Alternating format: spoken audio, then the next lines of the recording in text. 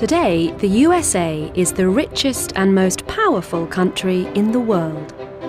But just over 330 years ago, it wasn't a country at all. The land we now call the United States of America was divided into three main parts: 13 British colonies in the east, an area called the Indian Reserve in the center, and the Spanish territories in the west. It wasn't until 1776 that representatives from the 13 colonies, unhappy with British rule, declared independence from Britain and created the United States of America. Today, many of these founding fathers, the men responsible for building the country, are famous throughout the world. In every school in the USA, students learn about the lives of men like Benjamin Franklin, Thomas Jefferson, and George Washington, and are made aware of what they did to build the USA. George Washington was the commander of the American Army during the War of Independence and became the country's first president.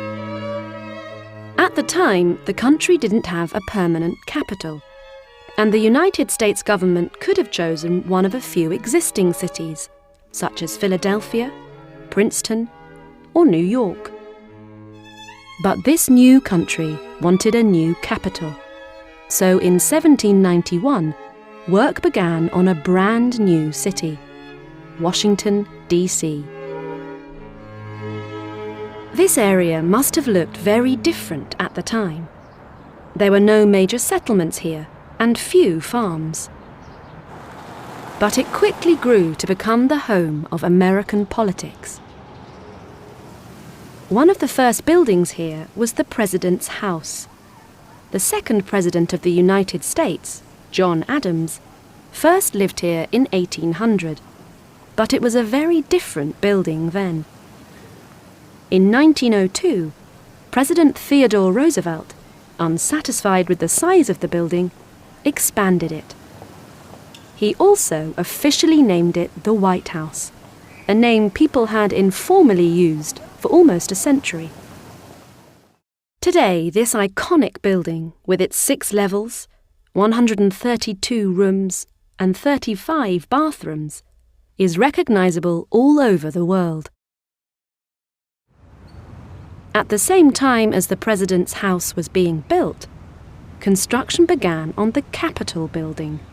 The United States Congress had first met in 1774, and after the War of Independence, it became an important part of the new independent government, creating the country's laws. At first, it met in various cities, such as Philadelphia and New York, but in 1800, it moved to its permanent home in the Capitol building. Since then, Congress has continued to grow and is now the political center of the country. In 1860, Washington, D.C. welcomed its 16th president, Abraham Lincoln. Lincoln was president during the Civil War, and in 1865, he was successful in making slavery illegal. He has since become a national hero, and this memorial, opened in 1920, is one of the country's most famous landmarks. Lots of people still come here today, and it is a popular location for political speeches and peaceful protests. In fact, it was here, between the Lincoln Memorial and the Washington Monument, that crowds gathered to hear Martin Luther King's famous "I Have a Dream" speech.